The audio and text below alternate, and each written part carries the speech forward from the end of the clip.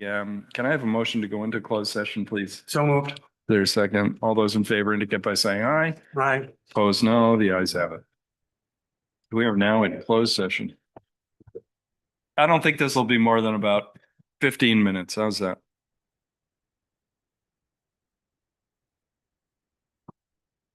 So, this is about sort of the.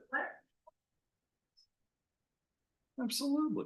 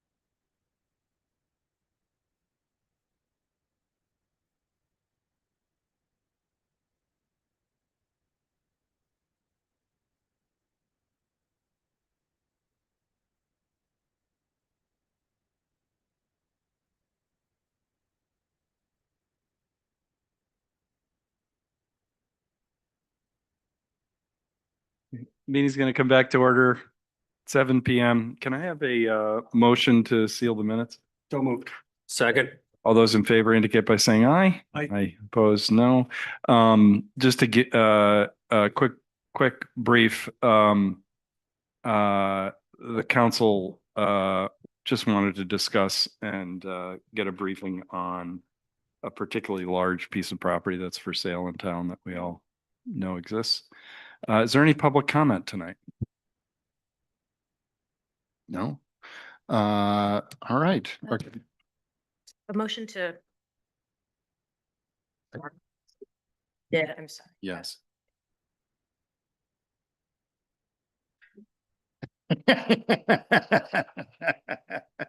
You think you have to remind me of things?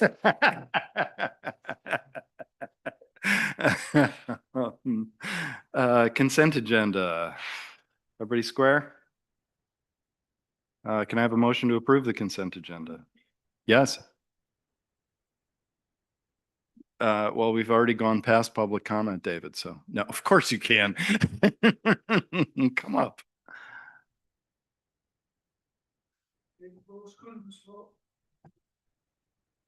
David Lewis, Coonamus Road.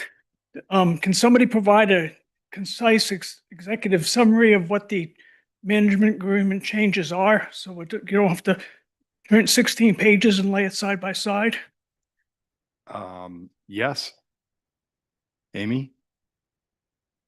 We have Barbara here. I don't think there are any changes to it. Go ahead, Barbara. Barbara, why don't you come up? She's the keeper of that. So just just to be clear, if the consent agenda had said that, maybe it would have been helpful to the council too, in their meeting I preparation. was fine with it before, but What's that? I was fine with it before, but thank you.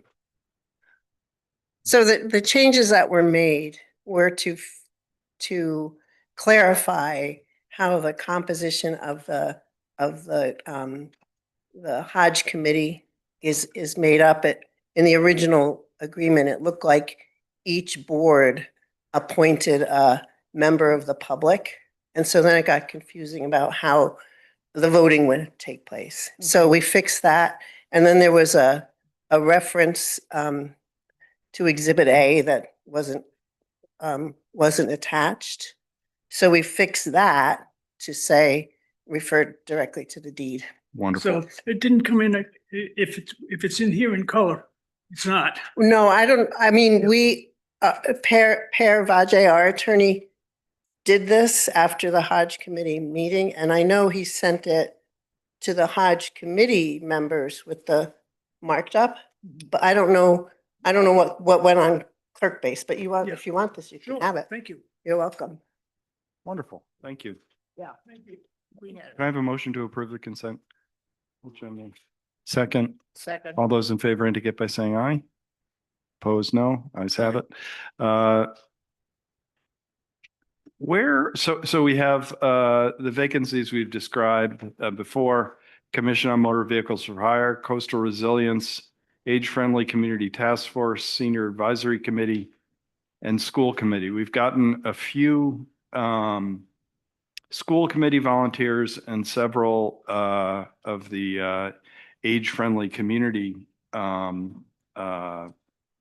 volunteers. What's our timeline on the school committee? Just Both of those items would be the November 17th. would be meeting. ripe on the 17th. Okay, great. Terrific. Turtle and Barbara, you want to come up? So, Barbara, Turtle, Tristan and I have talked about having a meeting about the Overlook Sanpete Meadow. Just pull up. Yeah, just pull up chairs. Well, Tristan and I can share my Turtle cat.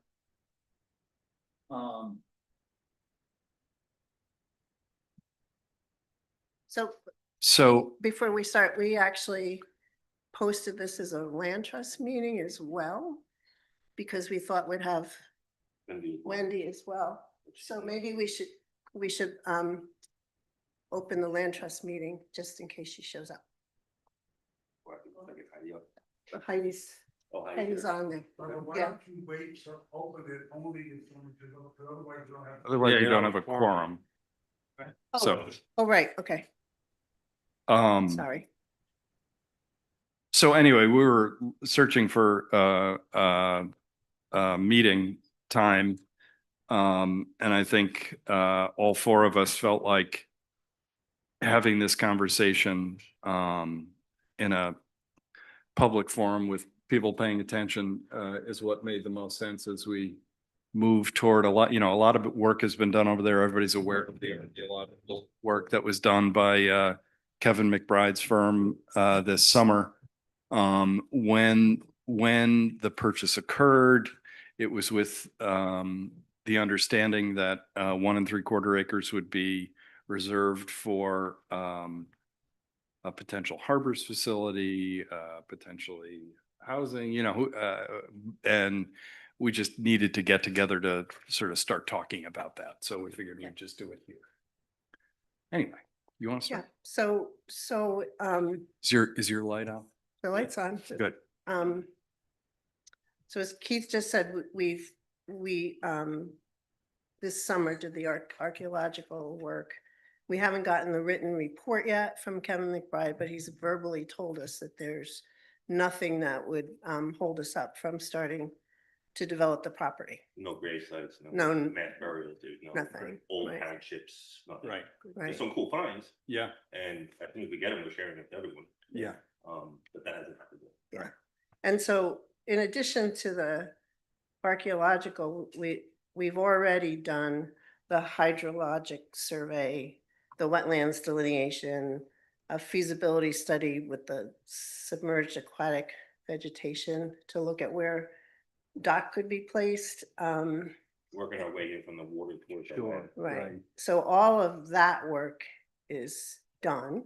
Mhm. And that all included both Stampede and Ball O'Brien. Because oh, if good. you guys recall way back in the discussions, we talked about whether or not we could use the two properties together. Right. In, Since so owners on both, Sure. Right. except for the difference of the DEM easement. On Lowell, right? right. So all of those studies we're good to go. So we have plans and maps of the wetlands delineation of the race coastal engineering, which did the hydrographic, the depth stuff. They also did some concepts, designs of dock configuration based on various riparian rights setups. So I think now that we've got everything study-wise done, it makes sense for us to now figure out where that 1.75 plus or minus development area should be. I Mhm. mean, obviously, a lot of it should be on the water. Mhm. But I feel like there's a lot of moving parts here, and it would make sense to sort of go back and look at what those plans look like and figure out what else we might want to do with the property and how to fit all those pieces together. Right. And hopefully on the area that has had the archaeological dig. Right. On- And you But we did a big area. but you did all the way from west side to the water, Not all the way to the west side. pretty close though. We did a lot. We did Yeah. 2 acres. Because when you turn, Yeah. right? Yeah. And so also the town and the Committee for the Great Salt Pond hired Newport Collaborative Associates, I think it is, to do that harbors facility plan. The mock-up. And that included, where to put a road and where to put a dock and all Turnaround that kind of for- stuff, a turnaround. for Yeah. Right. Mhm. So I think those drawings, well, leaving aside, they also did some drawings of the actual harbors facility itself. But I think their mock-up of the site is a really good starting point for us now to work from. Mhm. Because they've already looked at how to fit things in. Barbara, on these studies, is there any, are they time sensitive? And once that study's done, if we don't act on a dock, whatever it might be, whether it be the archaeological or is there a time limit to any of that? I'm don't gonna think look at Joe briefly, I still know the answer to that question.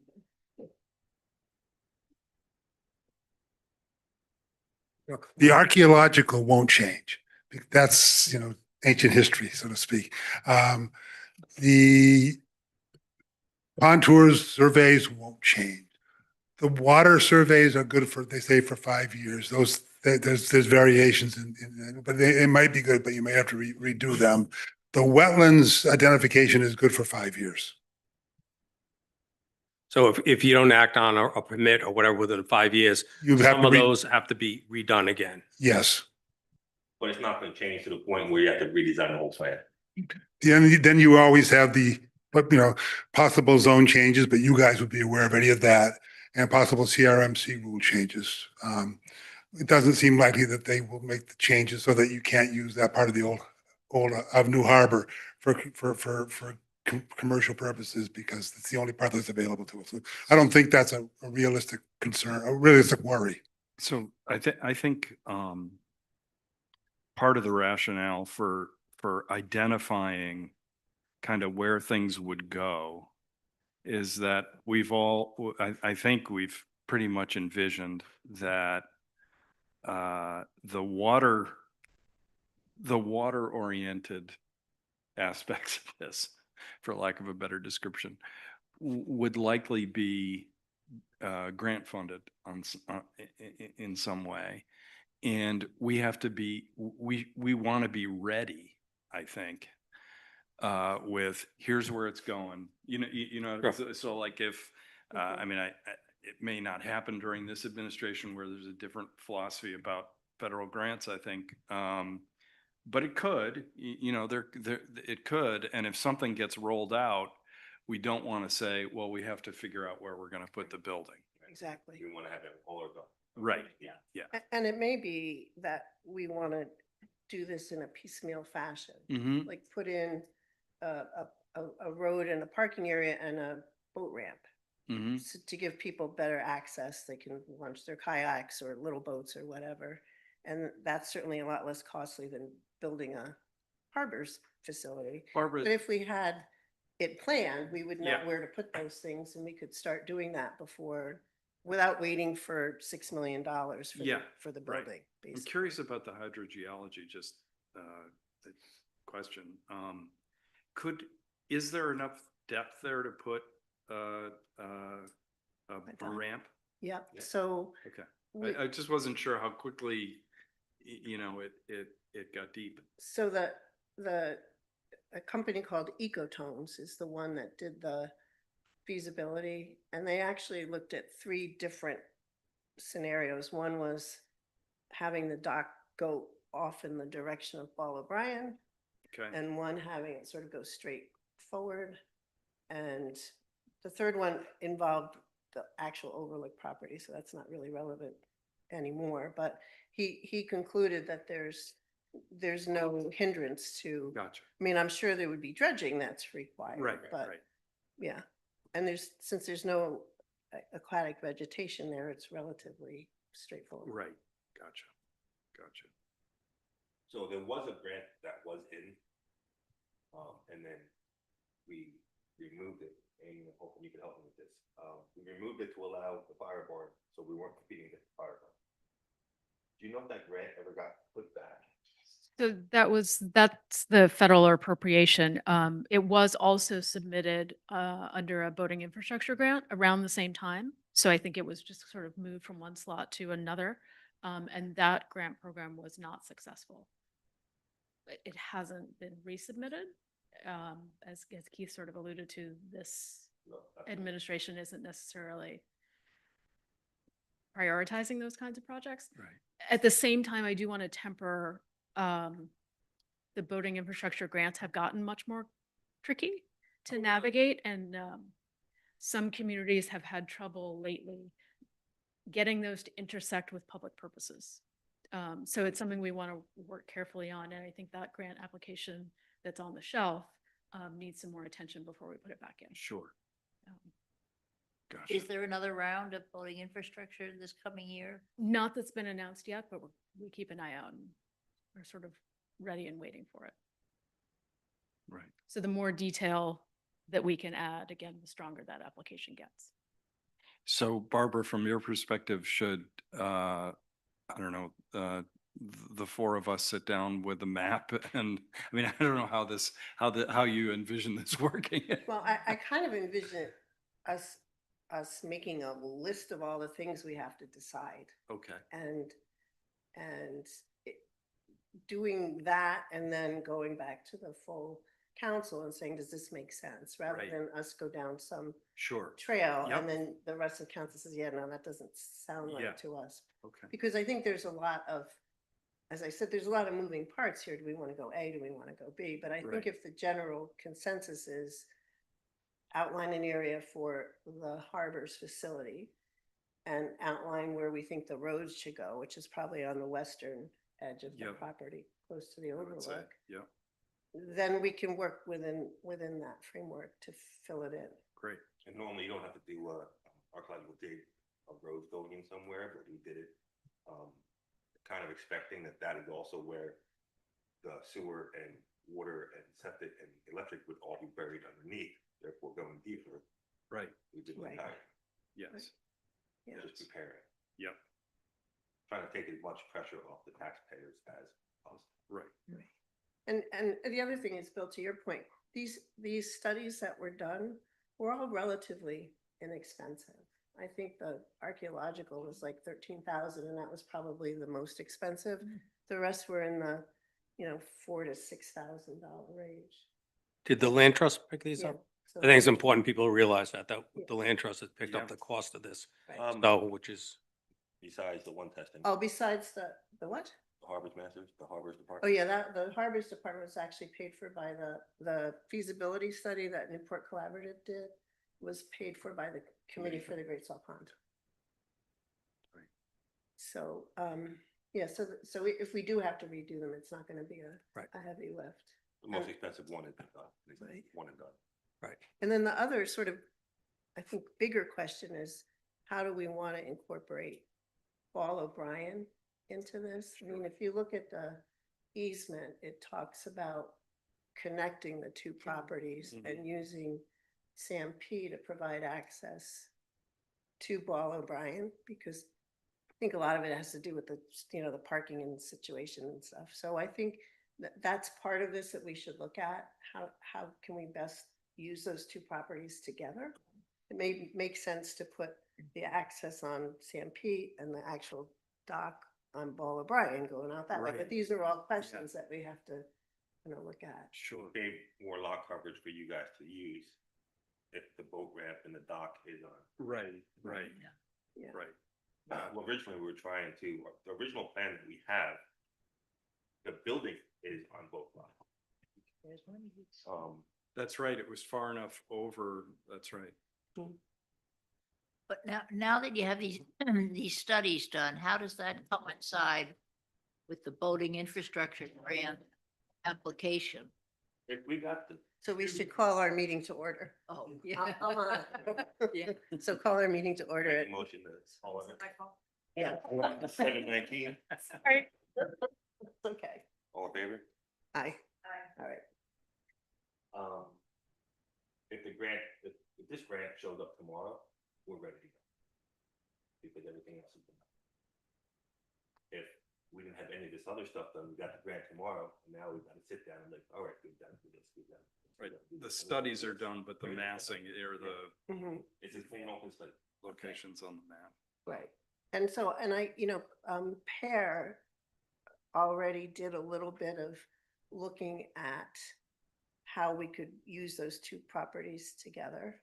And so I'm gonna suggest that we can, if it's okay with the rest of the trustees, use Pear and Joe to work on that zoning and planning issues related to the two properties. So one of the questions I have is like, how do we actually do this? Do we sit down with someone who can do a map, like at some point for me, the way that I learn things is by looking at a map to see it. So, So- so, you know, at some point, Yeah. you know. In my little folder, I have so many maps. Yes. I have I'm maps sure you do. of the, I mean, and you guys have Maps them of maps. too. Yeah. They're somewhere here. Yeah.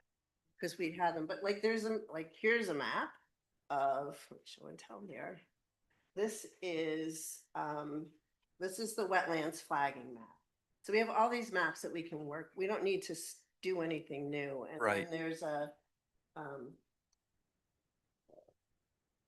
here's a map of the depths, you know, going all the way from the boat basin over to Champlain's. And then, so we have all these maps that we can work, oh, and this is the one that did all Yeah. the different, you remember these? Oh, yeah, I remember them all. I guess what I'm saying is, I don't have the fact that someplace looks like it would be the right place to put a building Right. has nothing to do with the conditions on the ground or with what Right. an engineer or planner, Right. you know, might say. That's why we have all these studies. done. Yeah. They all say Tell us. Yeah. where gotcha. to go. Yeah, It's just a question of what do we then want to do with that? Right. And even with the building that goes there, like one downfall of the building, because it's just a quick, let's try it out. It's 5 feet above legal height for Block Island. But it also shows from the water view, from Peckham's, it shows the view of the height of the obstruction of the Mhm. roof, of what it would create. Yeah, there's a lot involved. Absolutely. right. So I would say for a preliminary thing, we should have this subcommittee sit down Okay, and make this list and make a list of how do we Great. get the answer to each of these questions that we Great. may have. I think Tristan and I are away, you know, over the next couple of weeks. So, Mhm. you know, let's do it after Thanksgiving Sounds good early. and December. then we'll bring it back to the council to give you a report. No, go ahead, Tristan, please. Some of the renderings up on the town webpage just to review the community engagement. Sure. No, I think I think it's already done. you should look and see. If not, I'm sure they're looking over at Heidi. I'm sure the originals are all in Heidi's office. If you don't have. We'll them. go ransack that. Yeah. But no, they're here. They're here somewhere. Yeah. And I think a lot of it is up Joe on. Priestley wants to speak. Oh, I'm just saying, what try to do, like, is create an electronic map file, so an all electronic file, and you can get it to everybody. right. And you can take print as much as. Great. Right, and Heidi actually started doing that for me. So she's created a zip file with, I think with everything but the purchase and sales About agreement. time that Heidi Tarbuck started doing something for the land trust. Yeah. So So I think, and I know that I know, for example, the Newport Collaborative report is on the town website, because that's where I got my copy from. Okay. So, yeah, but no, Great. definitely Heidi could work with Amy and Millie to make sure Terrific. that all of that's in one place on the town website. So this objective is the layout. Yes, is the objective is to back up one step, is to identify the development area and where things can be built, and the rest of it then is under easement. But we don't have to, if we needed to change that, we have the ability to do it. So, you know, if we get 2 years down the road and say, oh, we should really build this instead of that, we can Right. alter that. Gotcha. But the area, you wanted to find out the area regardless of what gets built. Yeah, That's what the Yeah. Right. objective is. And Yeah. with the constraint that it's 1.75 acres. and with the constraint that in the original purchase, the purpose was to create harbors facilities for public access. Harbor Facility Welcome Center. Right.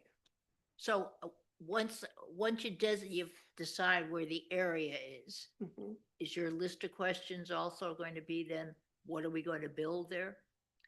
Or is that separate? down Well, the I line? think that's would be a second step. I mean, I think broadly speaking, if you go back and read the easement, Yeah, it calls out a harbors facility. It calls out housing, it calls out a dock. So those are things that are part of the plan. And then it's just more a question of where or how big or, that kind of thing. So we already have a plan for a building. It doesn't have anything like that, not at all. It's just it's a talking point. Yeah, It's that's what we something, like, yeah. what don't we like, what do we want to add? It's got a washer dryer facility, it's got 3 floors, it's got housing on the top floor. And- Public meeting space in the middle floor. And I remember Turtle, you and I were out there when Kevin was beginning his archaeological work. I think quite wisely said, let's start at that turnoff, because the town may decide that it wants a half acre up there to do 3 townhouses on, or, like who knows? Right. Right, so the one But you point gotta- 75, another point to keep in mind, doesn't have to be Right. contiguous. So we could have some Yeah. up here and some down at the But if bottom, it goes anywhere else, you have to do another archaeological thing. Right. if it's outside the area that we did. Right. Yeah. Rather not do another archaeological thing. So no matter what we do, obviously the infrastructure, the road and the area we define is the first phase of that. Yeah. It's not exactly the townhouses or the housing style, it's more like the No. location of the boat ramp, Yeah. of the dock, of the harbor master facility and the access road. And these things can be done in piecemeal based Mhm. on funding and so forth, 100%. or change because, Yeah. within the scope. So, I mean, obviously, there's no funding available to build a $4 million, Right. $6 million building, but there may be funding available to put the road and the utilities in. It's just And like making- provide access, to the, Hmm. for the public. Yeah. Great. Good. The haul out. The outhouse, yeah. Yeah, and they've been and- approved for like 5, 6, 7, 8 years. I forget the number. I forget the number too. I Kate would know. I think Kate was trying to work on a plan for how to give them out, like the moorings, how you, Should But- have that, the number would be nice. Yeah. Yeah. Utilize the- Yeah. right, and there's permission to put outhalls on Paul O'Brien as well. Paul O'Brien's the one that we gave permission like 10 years ago. And also for here, it calls out outhalls here. There are none currently. No. There are none in the pond, right? Is there, Oh, there might be one behind John's, Private. right? Is there one, or is some, in that area of the pond, there's one, I think. I think David had one, actually. Yeah, it'd be great to Yeah. see more public access, Yeah. Yeah. I mean, honestly, I'd be happy if there were picnic tables and Oh, we found grills. interesting picnic table. Oh, did you? Where was it? On your deck? Let's say-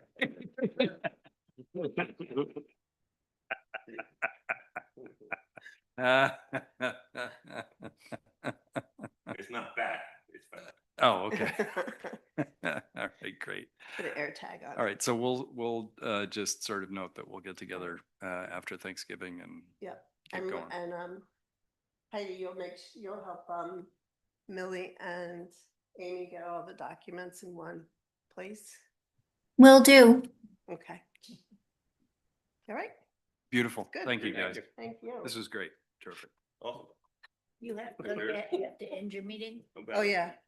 You're I'll gonna- make a motion to end our public meeting for landfill at 7:28. I'll second it. All in favor? I. Beautiful. Thank you, guys. Okay.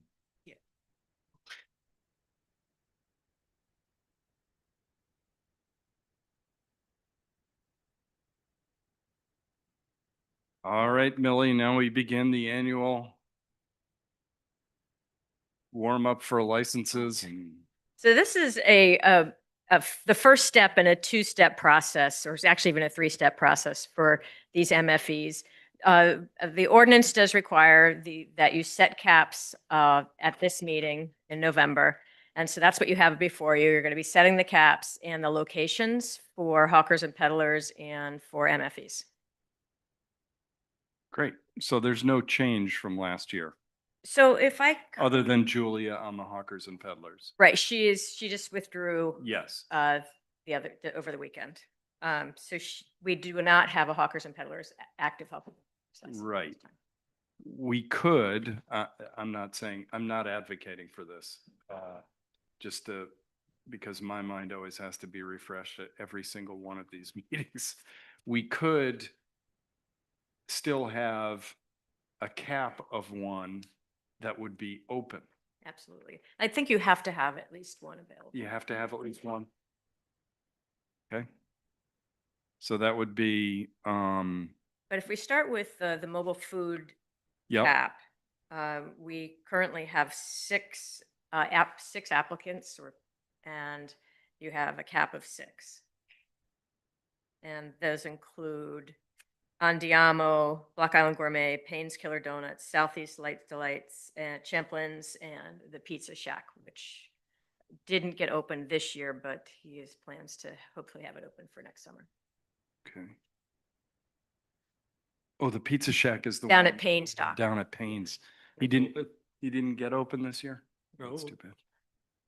I bought a pizza from somebody. Yeah. It Well, and I'm not right about was good. I think he was was he working out of, I don't believe. Oh, maybe. I don't know. Okay. So, can I have a motion to, set the cap for, next year at 6 MFE permits? On the, So we'll- there's a second? Second. All those in favor indicate by saying aye. Aye. Opposed, no. Now can I ask for a motion for 1 hawkers and peddlers? The next How would bit- you like this to? Yeah, the next to item on proceed? the agenda is a request, is also an MFE item, and it's a request to use town property for the Mosquito Beach property from Black Island Gourmet. And that is an agreement we already had in place, right? That is correct. This is just a renewal. And there was a small addition to that.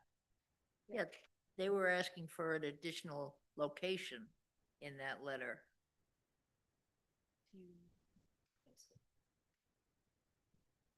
We, There's a different change in the lease agreement, which is clarifies that the use of the town property requires that not just the truck, but any associated materials, chairs, trash cans, all those things need to be cleared out at the end of the day. gotcha. No. That wasn't quite as clear in the previous lease, and we had a request to tighten that up. So that's in, That is in, we proposed it for both. The Gazner's been withdrawn, Yeah, but yeah. that would be in all leases going forward. I think that's a good thing. Millie will go back to the location. Right. Yeah, you're exactly right. He's asking to add a second location at the Sullivan House. Yeah, which I. Which we said no to. Yeah. Huh? Yeah, we said no to it last year. And that will come up in the next agenda Okay. item. But this Okay. would be the lease. All right, can I have a motion to approve this lease of town property for Block Island Gourmet LLC? So moved. Is there a second? All those in favor indicate by saying aye. Aye. Opposed, no. The ayes have it. Hawkers and peddlers. You want us to set the cap at 1? Great.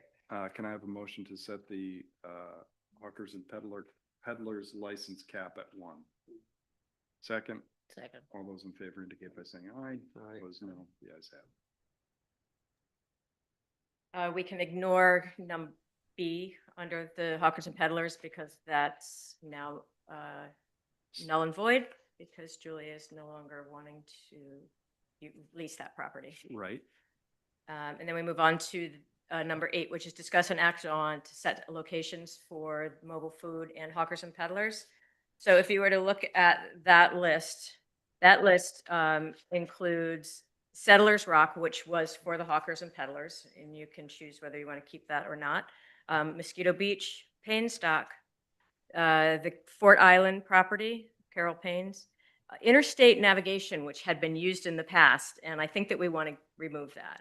yes, that was because during that stroll, there was Yes. nothing Right. open, but since then, Oddfellows has been open, so we can remove that. Right. Okay. That's And was what I thought. My inclination, I'd love to chat with you guys about it, is since Julia Gasner is not doing her thing.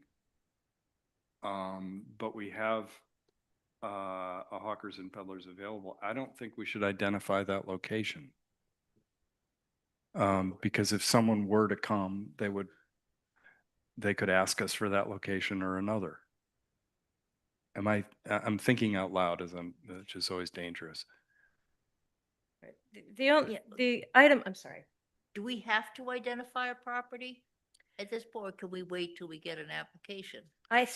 So we have this same situation happen in the spring with the Yes. Pizza Shack. Yes. In that we're required to set the locations, you're required to set the locations tonight. And when the Pizza Shack came in the spring, it went through the provision to, for leniency, that's not the right word, but you know. Yeah. Yeah. And so I think that could be a fine process. So we won't identify Settlers Rock or the interstate taxi lot. Yeah. So the locations we're going to set are Plat 4, Lot 68, Mosquito Beach, Plat 5, Lot 0, Payne's Dock, Plat 5, Lot 104, Carroll Payne property at Ford Island, Plat 8, Lot 1, Southeast Light, Plat 19, Lots 5 and 6, Champlins, and Plat 20, Lot 21, Great Salt Pond. That's the boat one, right?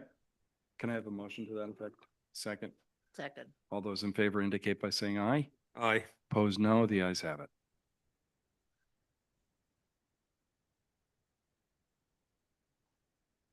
Are we square, Millie? Is there anything else you would like us to do on this matter? Thank you very much for lining all that up because it's so well done. All right, discuss an act on notice from Rhode Island Department of Environmental Management regarding an application from James Blansfield of Blansfield Realty Holdings LLC off Mansion Road. Amy, do you want to start this, or do you want me to start this? You want Jim to start this? Give me a chance to excuse. Oh, I forgot. Sorry.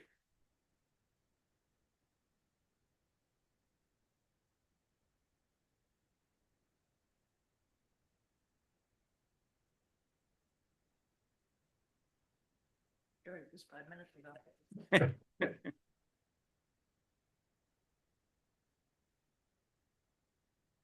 I mean, I do think it's important to note that this is not a public hearing. And I say that with love and respect for the fact that you've traveled here. But we have recommendations from two of our standing boards and committees. They happen to differ. And we can deal with that, but we did ask when this was when we discussed it at our last meeting, if and I think it was Bill or Tristan who suggested this, is that Jim Jeremiah take a look at this because none of us are wetlands experts. I'm the opposite of wetlands expert. So Jim, I don't know if you have a quick one on this, but go ahead. Yes, How yes, are you? basically, Good to see you. and nice seeing you this evening. What DM has sent the community, is a notice that's saying the Blansfield property, and I'll refer to it as Blansfield property, is requesting a variance from the Wetlands Act. The requirements that set certain parameters, whether it's the distance from a wetlands, et cetera, and the amount of wetlands in the close proximity. So what this request says is that, do you have an objection, Town of New Shoreham, with regards to this variance, this reduction in limits that they are proposing? Now, I've read all of the other legal discussions, and I'm not a lawyer, so I'm not going to even comment on that. But what this is to respond to the wetlands permit application in just the permit application. Has nothing to do with easements, right of way, or entries. We have hired our subconsultant, McHugh Environmental Engineering is looking at the plans. We will prepare for the town council a review of the plans if they're consistent. Now, in reviewing the plans, they've got specific criteria. You just can't say, I don't like the project, so I don't want it to happen. There is specific criteria in the wetlands application that must be addressed if you feel that the action being proposed has a negative impact on the environment. For example, you've got to identify, was there a loss of floodplains? Are we losing floodplains? Is this modification to the Wetlands Act causing flooding downstream, floodplain damage? Would it result in a loss of groundwater quality? I mean, is it a groundwater recharge area that's involved? Will it lose wetlands habitat? And effect of water quality. So those are the conditions we have to look at. In order to properly respond to this, we've got to look at and examine what they're proposing. Does it impact these 5 or 6 conditions? I mean, there are other wetlands acts that we look at, but it's strictly on the wetlands. So we will prepare a response saying it, you know, it has minimal impact to the community, to the surrounding homes, or it does have an impact, just like was Highview Lane and the pros and cons that went along with that. So we're going to prepare with our sub-consultant a response on behalf of the town, and the town could then submit it to DEM, you know, whether it's you have no objection, or this is what we object to, and these are our concerns. Can I ask a really, You can- a really practical timing question, Jim? Yes. And part of the reason I raised this is Tristan and I are both going away. I believe we're both leaving roughly Friday. That right for you?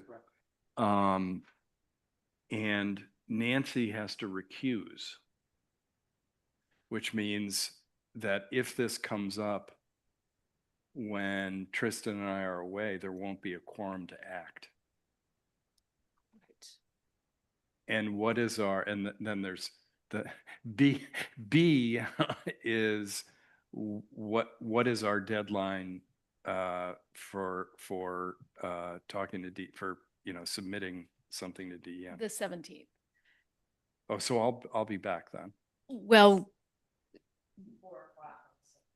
yes. It's by 4 o'clock on the 17th. This is skipping ahead in the conversation a Yeah, little go bit. But in terms of process, the council has in the past directed the engineer to draft that letter representing the identified concerns of the wetlands biologist and forward that to DEM on the town's behalf. You can take that step. You can include certain things you may want to discuss tonight to also include. Given the timeline and the absences, I'm not sure how else we can navigate. Yeah, I just, that. Jim, will there be a hearing regardless of a position that we take? On the wetlands, no. Once this goes, let's say they get the approval from wetlands, just hypothetically. The next step, as I see it, is they still got to go to the planning board, and all of that approval process. There's a number of things that are outstanding here. This is just to address, and I'm not a biologist, but you know, just the closer proximity to the wetlands, a little bit of a reduction in wetlands. So it's just focuses on the wetlands. There is a public hearing for the community in the planning stages. Jim, Because excuse me, Jim, I'm referring to DEM. Will they have a hearing on this No. application that goes up? no, this is the hearing. This is the notification. If there is significant, they may come back. So it's handled administratively at Yeah, DEM? yes.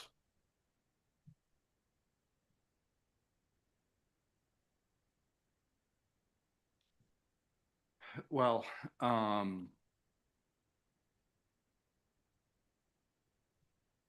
we, this is non-scientific, but my my recollection is the same as Jim's, which is when there was that Highview Lane application.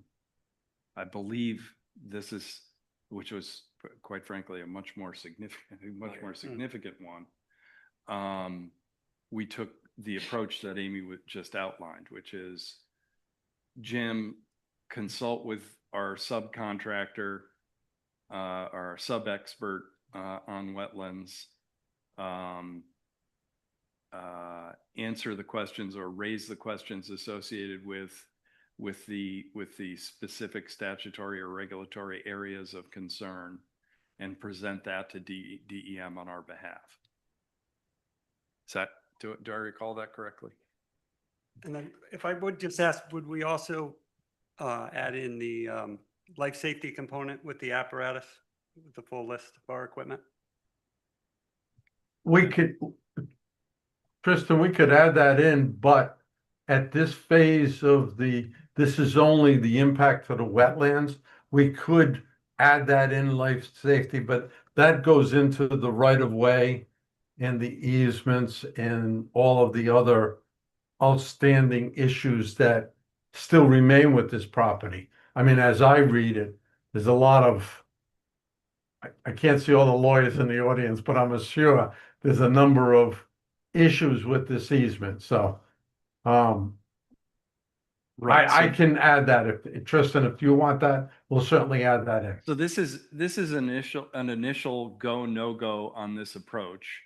If DEM were to decide that this is a go, it would have to go to planning through the regular process. That's correct.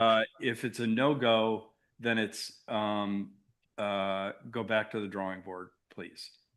Correct. That is my understanding, because I do not believe it's come before the planning board. Amy can correct me if I'm wrong. Jim, if we were to forward to the DEM, the two opinions we have from our local boards and left that to them, what would they do at that point? Would they make a decision based off of? I've read the two opinions from the two boards, and basically they do not address the concerns or the denials. I mean, that would not constitute a denial of this application. Now, I'm not saying our biologist is going to have enough significant or any significant issues with it. But if they do, that's a reason for denial. But the two boards that have submitted, they basically, one endorsed it, sort of. One of them wanted to save the wetlands, but they said they could live with the modifications if it came about. And I'm paraphrasing. You have the written descriptions, but that's generally what it is. We could, I would say submit that if you want to. The boards can submit that. It may not impact their decision process, but it doesn't hurt. Well, I think I don't want to speak for you, Bill, but you know, I think all three of us want to honor the work that our boards have done. You know, they each had two separate meetings, reached their conclusions, which they forwarded to us. And to me, this is communication that should come from the council. But if they didn't address the issues that are within you know, whatever the 5 points that that DEM makes their decisions on,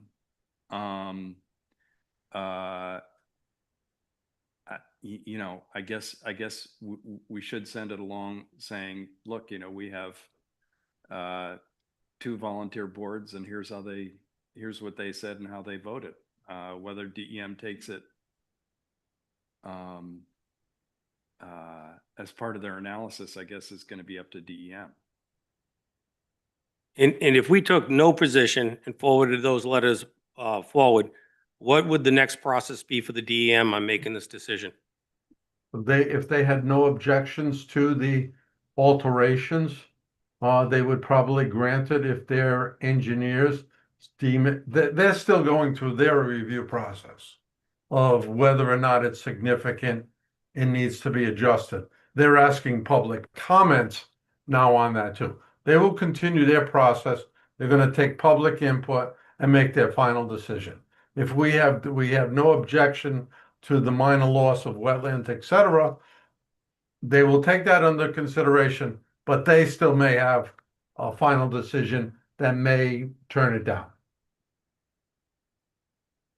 So from what I'm hearing from Jim, and the process outlined by Amy, I'm comfortable with the idea that our expert, Jim's expert, who handles these wetlands permits, reviews what has been submitted in that context and issues a report to us and to DEM.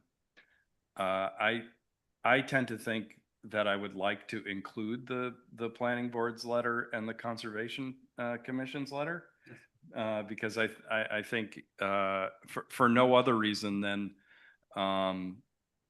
they both spent a lot of time and thought on those, and I think to do anything but that, I would fear people would think we, kind of like we're paying attention to it, and I want to, and I did. Are people comfortable with that? That's fine. Can I have a motion to that effect? Keith, Yeah. just one Sorry, point of yeah. clarification, not to Please. slow you down at all, but Respond to throw clear. the feedback from the land use office is that this application would likely not return to planning. So I just want to make sure you're clear on that. A different configuration, a different application may, but not necessarily this application. So I think there was a representation that this would show up before the planning board, and it may not. Oh.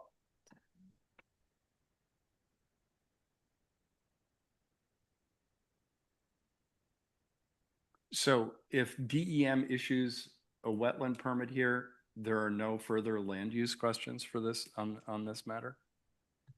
That's a hard one to yes or no Okay. in the Okay, moment, fair enough. I didn't mean to put you. Yeah. in that spot. but that's the indication that I have right now. I mean, I guess I remain comfortable with the approach that we outlined. The ordinance is the ordinance in terms of what they have to do with planning or zoning.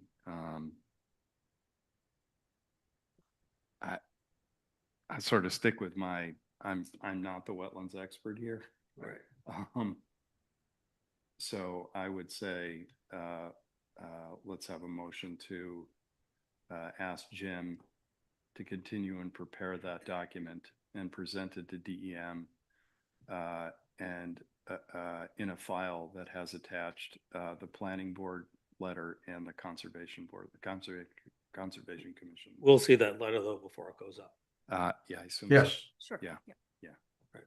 Yeah, I feel the same way. I feel that, I'm not in a position to make that determination. And if, I kind of rely on DEM itself and their expertise. And, but the path that we have with Jim doing that's fine. And again, this is only from the public comment standpoint. The final decision really will rest, as I understand this, with the DEM based after, once they do their process. And Jim, I don't want to lose sight of the point that Tristan made, because it's been made by much of the leadership of the fire department. And in terms of access by emergency vehicles. Okay. I know that's not a DEM thing, but I do think we had I don't even know whether you were on this call at this meeting, Jim, but Chris Hobie makes a very compelling point, and Tristan has in the past, around laneways and the difficulty of getting our larger equipment into fight a fire or for even our rescue squad in a couple of their vehicles to have access to these properties. And in some ways, I'm just flagging it because at the very least, on a going forward basis, we've got to be better and more disciplined about those laneways. I have no, I think that's a fine statement because then that goes to some of the way let's say the development is laid out. Right. Because it goes to public access or life safety, what I call life safety access. Yeah. And I will mention that in there, that the fire department and public safety, are concerned about the length, the width of the road, because that's always been an issue. Yeah. I know going forward, with Hobie and Kristen, we've talked about, Sure. fire protection, et cetera, being a key element in the community. So I will Yes. mention that as well as the wetlands. Great. So can I have a motion to that effect? It's already on the table. Oh, it is. Okay. All those in favor indicate by saying aye. Aye. Second. Aye. Yeah, you do the second. Second, aye. All right. Off we go. Correct on that one. Thank you, guys. So do we end up, do we end up figuring out, will there be a time issue? No, because Okay. it's just going, but you'll get to see it. We'll see. Yes. Yeah. I say you because. Yeah. We'll be in it. Nancy?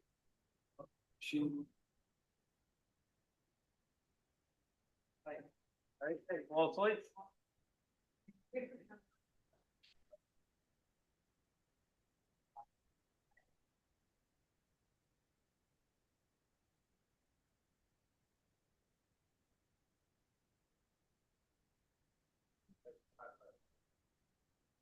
I know. At least I had a problem. Yeah.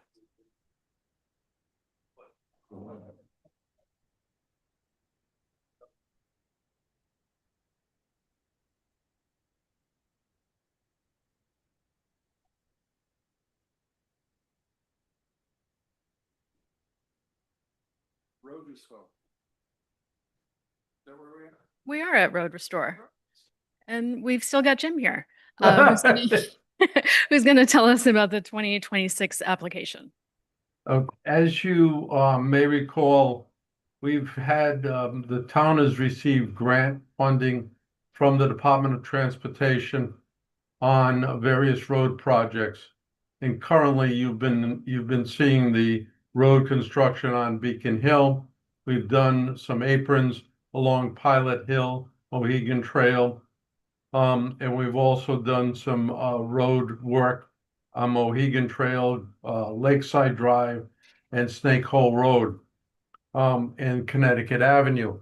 Now, the DEM comes out each year with grants, and it's a 33% grant, and the town comes up with 67% of it. So in this year's, so those two projects are underway. We're getting 33% of the total cost of those projects and are being funded through a DOT, and the town pays 67%. Now, on this particular year, in FY 26, or the 26th Road Restoration Program, the town DOT has allocated $83,000 for the roadway work. So backing into it, Mike Shea and I came up with 3 different projects that Mike prioritized as being concerns and work he would like to do and get grant funding for it. Unfortunately, if we put in all of those projects, we're far and exceed the 33%. So we picked the project, Mike has picked the project or selected the project that was his greatest problem area, and we could maximize the match of $83,000. So Mike has identified Grace Cove Road as the project to be undertaken and submitted to Department of Transportation. with $83,000 in grant money, the town share is $200,000 approximately. These are our estimates based on previous projects. But as you know, estimates, it may vary with construction bidding process. But this will reconstruct the first 1,000 feet of that roadway. What we'll do is pulverize, go ahead. I'm sorry. Oh, it's the first 1,000 feet. So we're not talking about Grace's Cove access to West Beach. I don't believe Mike's project was, is Mike in? Mike's not here. I don't believe those funds can be used for that type of For that project. type of thing. Yeah. Honestly, when I saw Grace's Cove, it was my mistake. When I saw Grace's Cove and saw that, I wasn't sure which end of the road we were. This is the talking. Beginning of the beginning road. end. Gotcha. Okay. Normally, tell you- what we'll do is we'll put an apron in so that the gravel and everything doesn't run onto the main road. And then we're gonna pulverize the first 1,000 feet. Level, what we call trim and fine grade, or level it all, and then place the recycled asphalt that Mike wants along the roadway in the first 1,000 feet. So And I mean, while we're on it,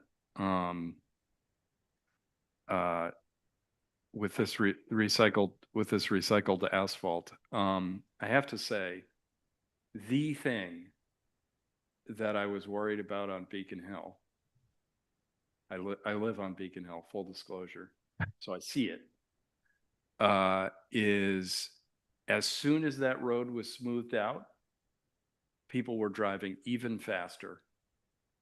And I got to tell you, it made me want to call Amy and say, while these guys are here, can we put a speed bump or something? Because we got kids riding bicycles, we got dogs in the road, it is a surprisingly frequent road for tourists walking in the summertime to get from Center Road to West Side Road.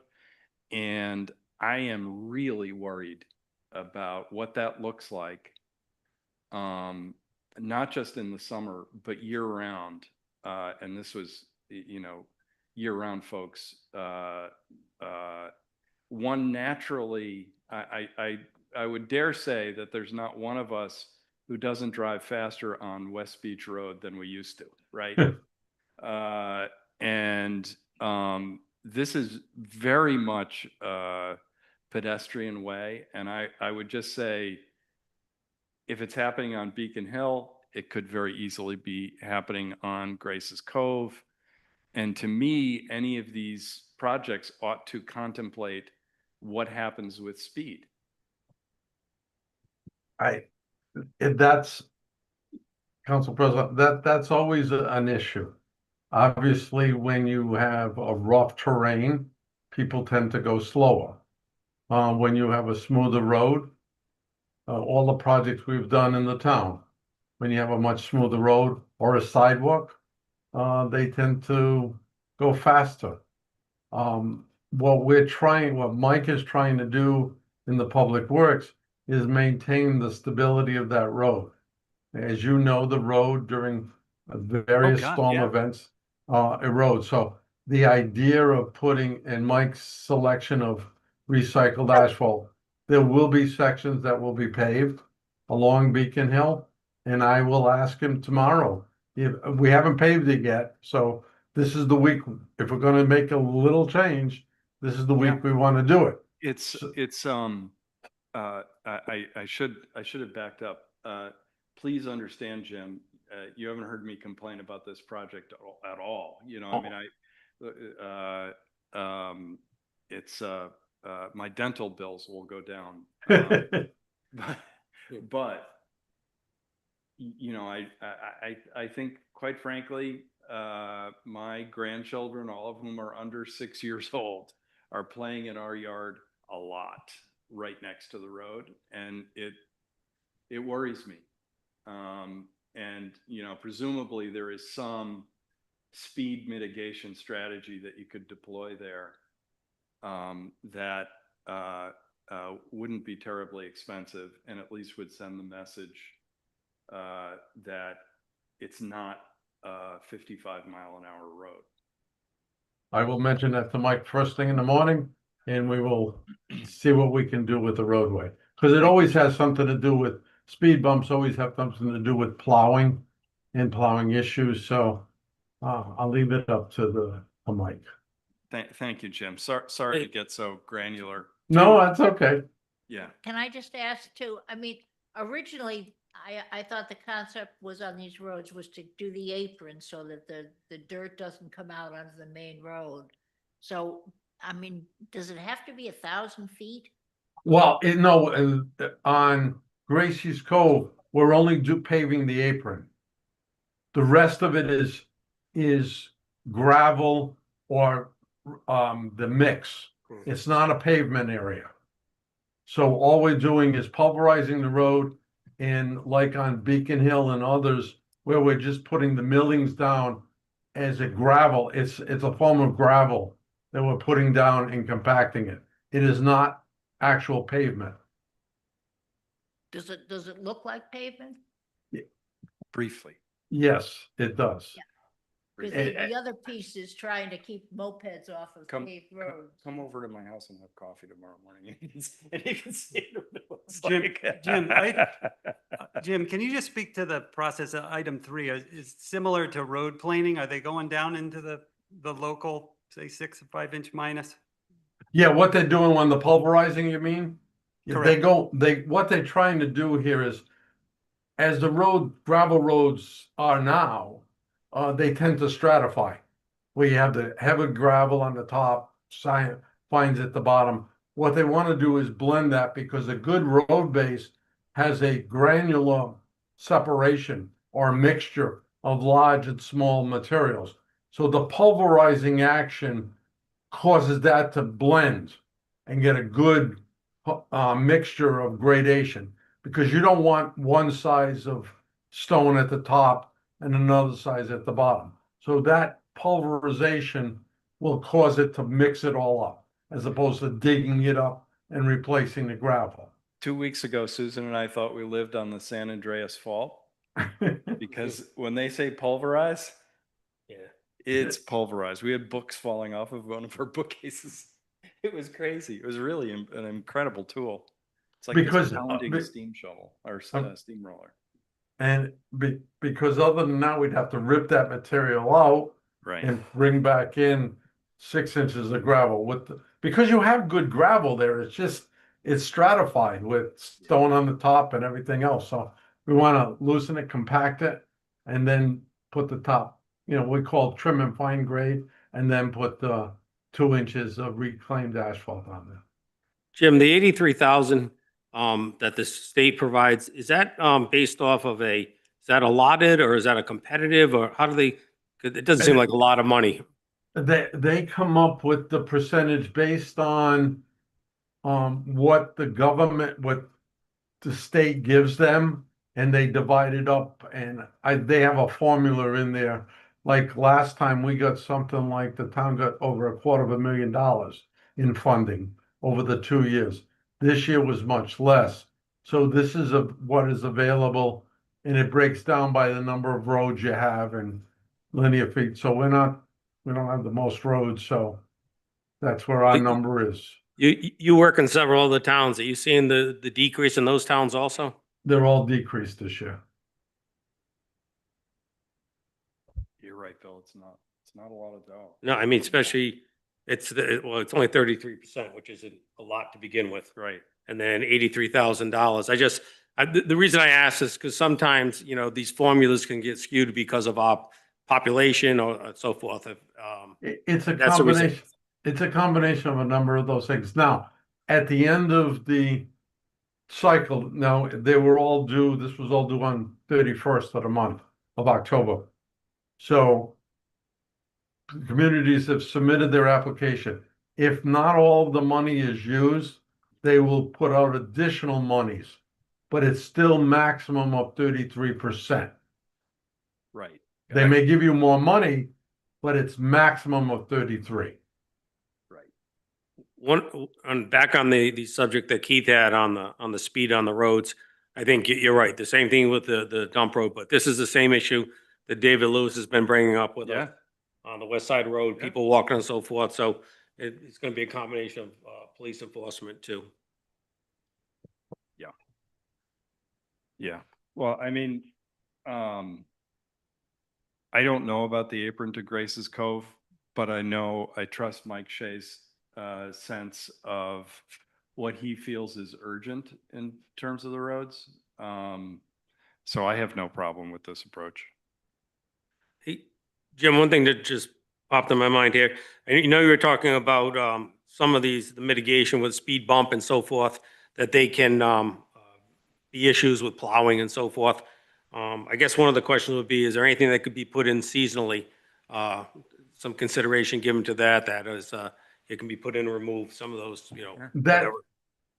some of that is gonna be by the council. And you're right, there are temporary, what I'll call temporary speed bumps. It's, they put, there's rubber. They stake it in the ground, and then sometimes they'll remove it during the winter months so they can plow it. I will talk with Mike and work out what we can do in that area. Because I know plowing, I know what he's gonna say about plowing. I know that, but I understand the concern, because paving a road that is with children, and I have grandchildren too, and we're all conscious of that, and that concerns me. And we'll certainly bring it out, and if it needs to be adjusted, we will adjust it. Thank you. Now, this is the week. I'm glad we Yes, talked. right. This is the week. Thank goodness the weather was lousy last week. And when you Uh, talk to Mike, we did put down a rubberized speed bump on Coast Guard Road, I think it was a Mm. couple of years ago. That's right. I remember. Okay. I will. Okay. Thank you. So Amy, do you need a motion on this? Yes. To authorize the 2026 road restoration. Can I have a motion to that effect, please? So moved. Second, Second. all those in favor indicate by saying aye. Aye. Aye. Opposed, no. The ayes have it. All right. Hey, Jim, thank you very much for your time tonight. Okay, Appreciate it. I enjoyed it. You need me to stay on, Amy, for the other? I think we did it all, unless you Okay. want to talk about debt. Hey, You're can free to go. start debt? Okay, I'm free to go. Thank you very much, and have a great evening and a great holiday, everybody. Thanks, please. Jim. You too. Take care. Bye-bye. Amy, we had this budgeted, right? The 200,000? Yes. I wasn't sure whether to say this then or now, but we'll do it right in between. So this actually consumes all of the town's existing authority for road money.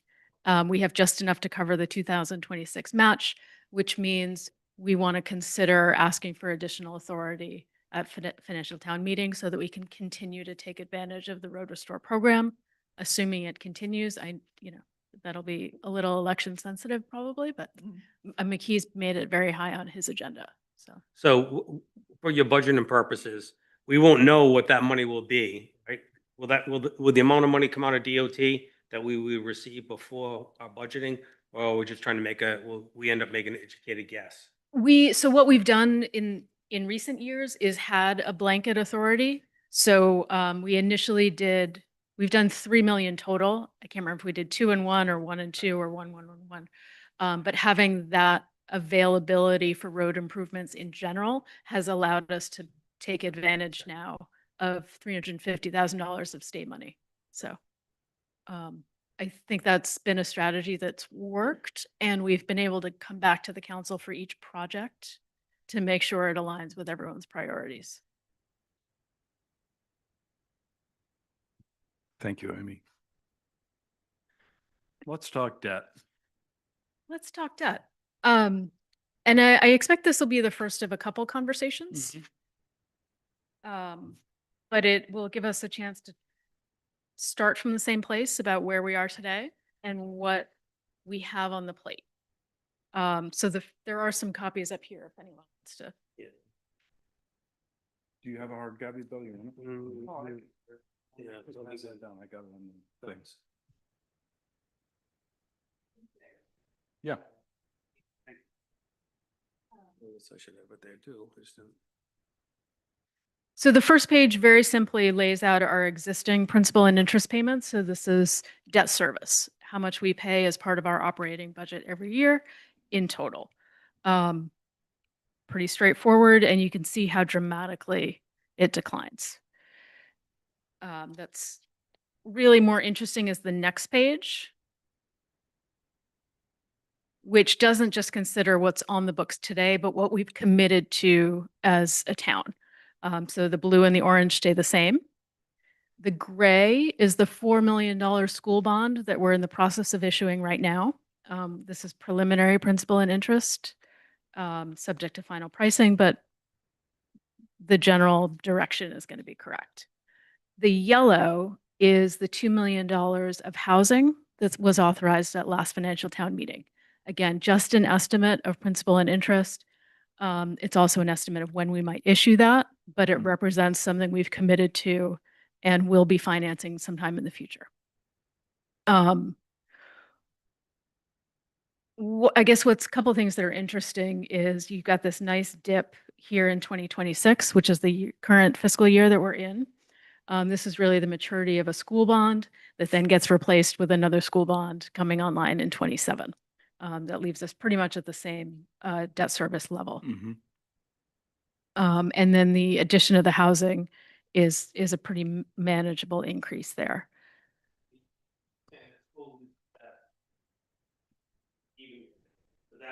But that's not factoring in if they come back to us for additional funds. That's a whole different conversation, a whole different authorization. Right. Yep. Yep. Yep. Those are new projects. This is the 4 that's already been spent. Everybody good there? Yep. Okay. The next page is less interesting for most people, but if you like numbers rather than pictures, you can do your own math. The far columns on the right, the aggregate debt service, again, matches that y-axis, what we incorporate into our operating budget. And then the total outstanding debt is the far column on the right. So we're starting off right now at 22 million of total debt. You can see the 2 asterisks are when we add in the 4 million, we add in the 2 million, and then you can see the principal unwinding down to 2038 when all the existing and committed notes are paid off. So similar view. The note here applies to the first 2 pages as well, which is this is general obligation debt. This is going to include the land trust. It's going to include broadband. It does not include sewer or water. And that plays into different calculations, different worldviews, because sewer, water, and the housing board are paid from their own resources. We're not including them in this analysis. This is just what's coming out of their general fund.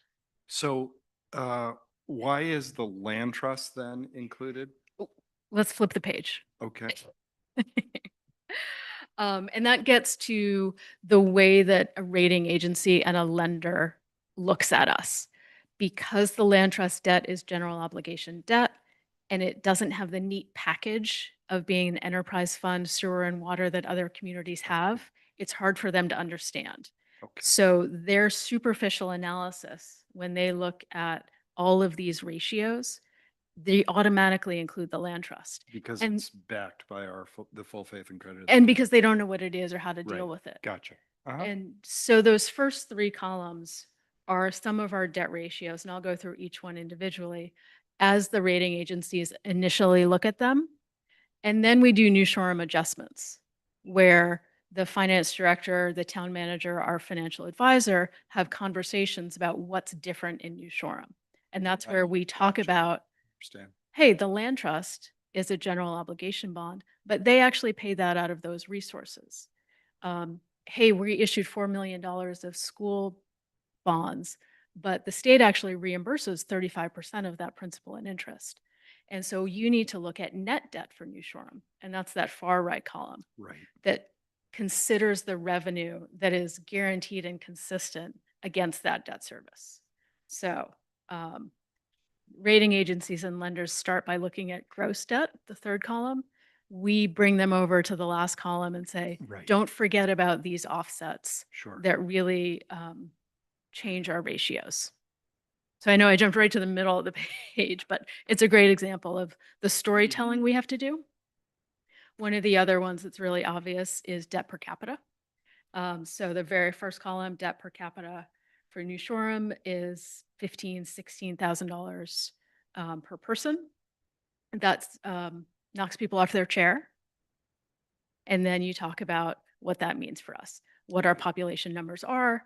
Hey, if you use the 20,000 summer number, that's a number that might feel more comfortable to somebody looking from the outside. And it gives you a chance to talk about that story, the infrastructure that we need for our year-round population, and the infrastructure that we need to support our seasonal businesses. So these conversations with lenders and with rating agencies are very much telling the story so that they can get past the superficial calculations. Debt to full value, which is total debt against our assessed value, works in the other direction for us. Mhm. Because our assessed values are so high. You can see even starting off in 2025, we're below 1%. And that obviously decreases as our principal pays off. Under Rhode Island general law, there's a limit that your total debt cannot be more than 3% of your assessed value. Obviously, we're well below that. And a portion of the debt that we use in these calculations is not subject to that general law. We count it in either way because it's actually easier and it's a more conservative view. But if you ever actually did bump against that 3% number, there are things that we would carve out and say, well, this one is actually not subject to that law. That really applies to land trust, school bonds, things like that, that have different authorizations. Different section of the statutes authorize them. But again, we take a more conservative view of them. Mhm. Let me pause for a minute. Questions? So what is obviously we have, like, one that has a credit limit. We have a debt limit that's our bond rating. And I guess the question is, what is that number? What? It's the right question. Yeah. And the answer is it's a package analysis. There's not a single number. And particularly with our unique characteristics, it's even less clear what that one number is. We've talked about the statutory limit.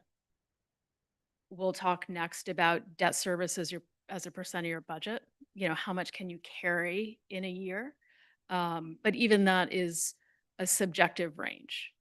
We tend to be on the high end of that range.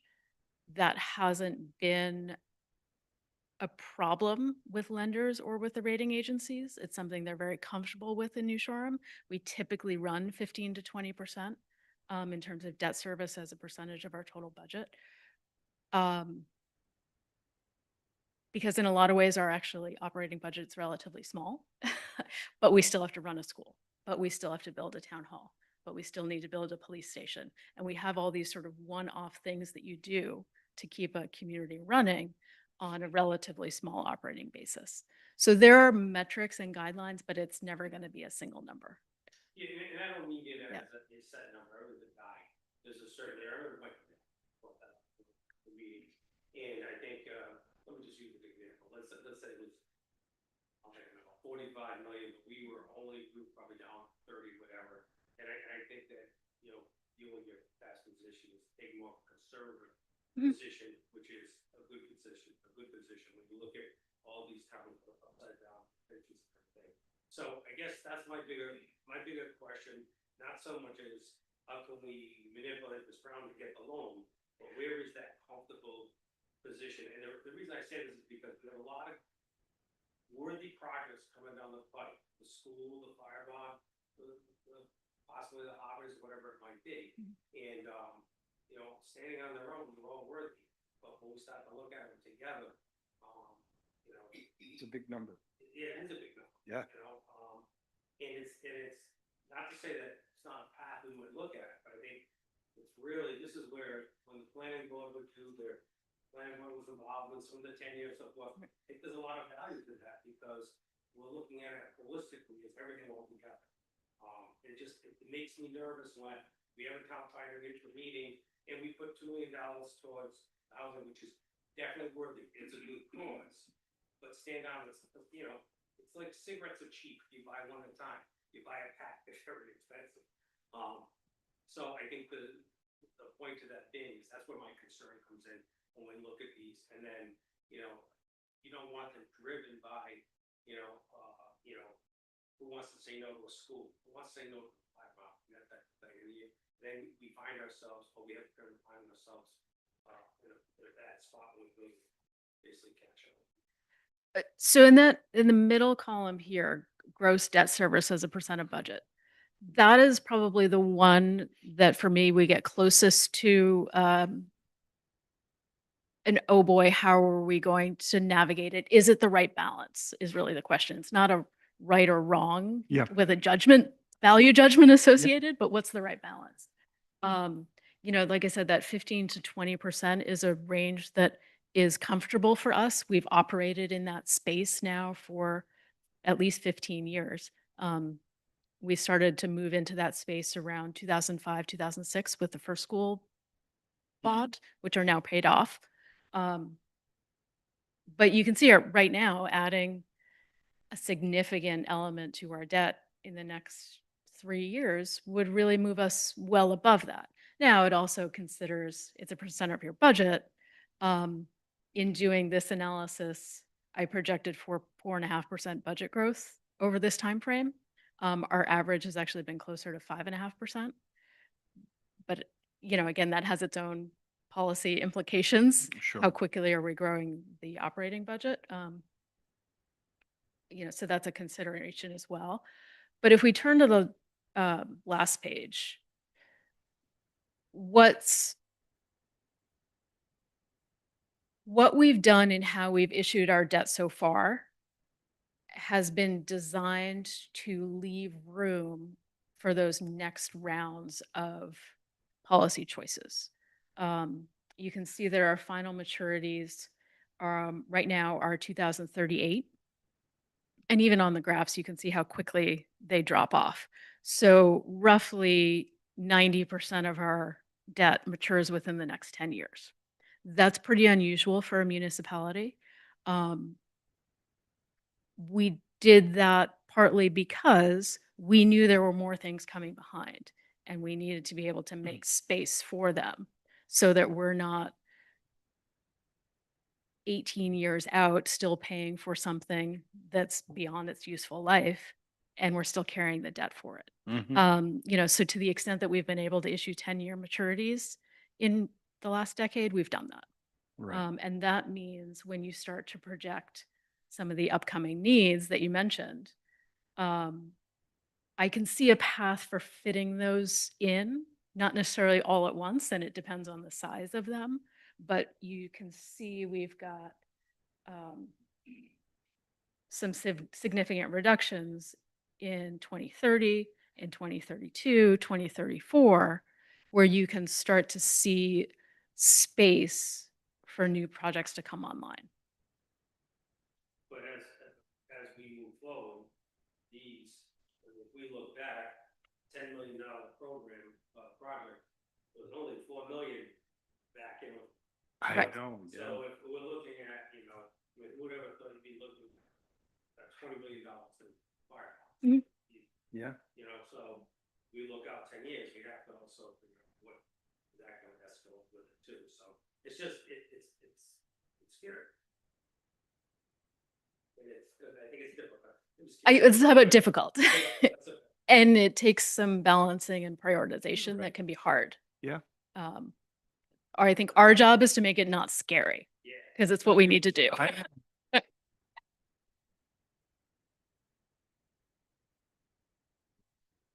Right, Tristan, I agree. And it's, and I agree with you, and, you know, priority is all subject to the audience. Mhm. You know, we keep that in mind too, so. It's not gonna be easy. It's not going to be easy. And one of the things that we talk about with these external entities when they're looking at our debt, which involves a lot more that I'm not talking about today, but they are surprised because they find it so unusual that most of the debt that the town has entered into has been so dramatically supported by the taxpayers and the voters. There are a couple instances where it's been close, but on the majority of those projects, there's been overwhelming support. And so that also shifts the landscape of how they evaluate New Shoreham.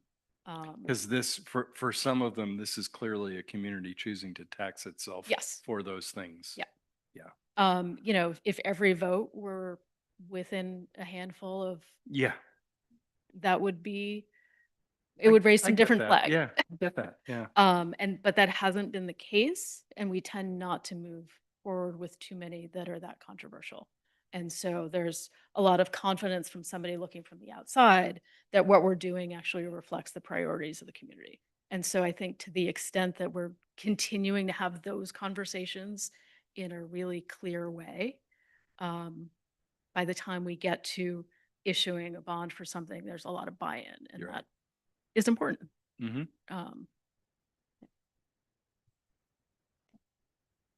Yeah, it's just, it's, one thing is that expensive anymore, building it a lot. Yeah, I mean, so, you know, I listed a couple upcoming needs in terms of the next round of school improvements. We don't have a number for that. They're going through the RFQ process for architectural designs for the stage 2. They anticipate that there might have a recommendation for financial town meeting in May with a stage 2 submitted in September of next year. So we don't know what that number is yet. We We'll don't- have those. I'm glad you included the West Beach revetment because that was an eye opener a couple of weeks ago. Yeah. Because we're going to be required to spend that. You know? The sewer, and see the work down. Yeah, there, the- yeah. you know, And those are the things that, you know, they're not fun. you know, Right. those are- Exactly. Exactly. Look at the new sewer pipe. Family day at the revetment. But it may mean that, hey, we have to do the revetment and landfill capping costs that are this, and therefore our dreams of a radically redesigned transfer station can't come together in the way that we might have wanted Right. a year ago. Time period. or in the time period. Yeah. But Mike, I think this is an important exercise. Oh, God. I think the public needs to also understand, you know, that, you know, understand the whole idea of how much debt we want to bring it on, because like I said, every project is a good project, it's worth it. When we vote on individually, it's easy with momentum because we're saying no, but I think understanding what goes to bond rating and understand as it is right now, when you look at this, a lot of people may not realize that we've committed out pending in future bonding, we haven't been taxed for. It was kind of like what we did with Broadfield. Worked out great, but you know, it was approved in place, but everyone didn't see the full impact of the tax on it. Right. Speaking of rating, so I thought we might have it for today, but we don't. Standard & Poor's has been reviewing the town's rating for this upcoming issuance. I expect the rating report to come out tomorrow. So we will circulate that. There are no indications that there'll be a change to the rating. I'm not making any promises till I see it. But we also get a commentary that's helpful to read, Sure. some nuance and analysis that is beneficial. So the public understands the rating dictates what we borrow at, correct? Yeah. It's so in other words, our rating, based on our rating is what our. It will dictate our interest rate, and it will dictate the appetite for buyers for a bond.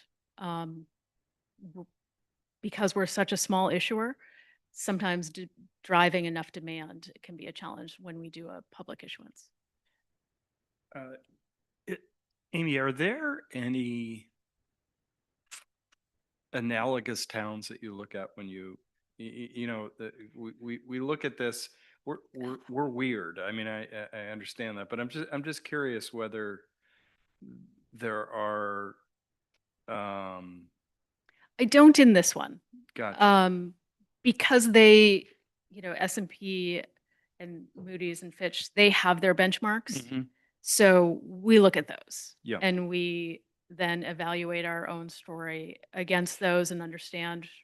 There are also some, I actually circulated this in 2021 when we did this last, but some sort of best practices that come from the finance accounting world. But because every unique community is unique in its own way, Yeah. you get too deep into the Sometimes it's helpful, for specialness. this is just for me, to say, you know, how do we benchmark against, you know, a similar community? Just, Well, but so it's, in- but it's hard to find one where the year-round population is X and you know, the half-year population is 20X. So, We're doing- that also has a homestead exemption, that also has, you know what I mean? It's like, we just are what we are, and we have to. This issuance that we're doing for the school, we're actually doing a joint issuance with Burrowville. Because Ryback, the school financing arm of the state, everyone sort of put their heads together and said, hey, we can make a bigger issuance, which draws more attention. You have the same credit rating. You're both doing school building bonds. Let's aggregate them together. You save on issuance costs, things like that. So there'll actually be a joint ratings report that will come out because we're technically doing a joint issuance. So you'll get to see theirs next to Yeah. ours. That's the closest thing Yeah. you can do to a side by side. Sure. So like I said, I'll circulate that when it comes out, and we may want to put that on our agenda to talk about. And we can come back to these throughout the capital budget and operating budget I process. think to Bill's earlier question, one of the things that would be helpful as we, you know, I don't mean like a next week thing, but even just spitballing, whether it's whatever, a public safety building is going to be $18 million. I'm totally making that up.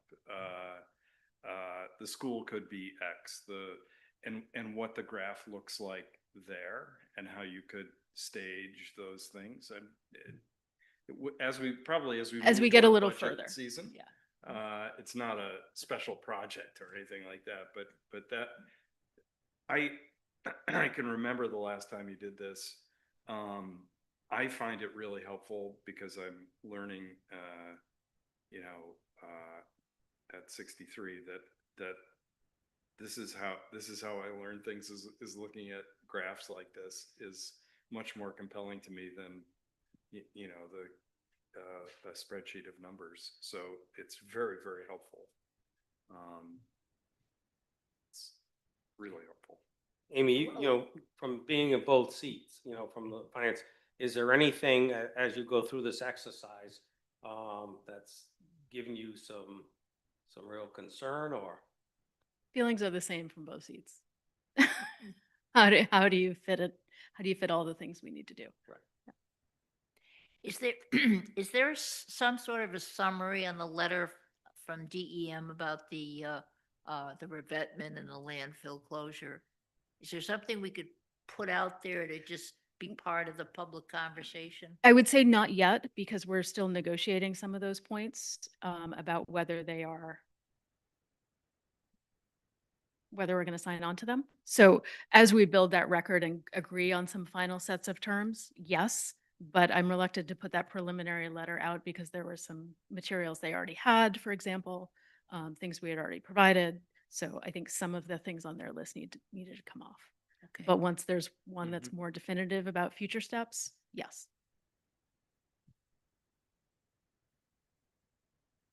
Any other questions, Ryan? This was terrific. Thank you. Thanks. Always, it's really great stuff. Anything else? Anything anybody wants to talk about at our next meetings? I want to, I asked you, and I don't want to forget. I know I saw Keisha working on next year's schedule, Millie. or no, Laurel. And, because of some, travel that I have a new grandchild coming in Australia, so I'll be there for a chunk of time in March. I know Bill has some travel. I don't know about others, but just, I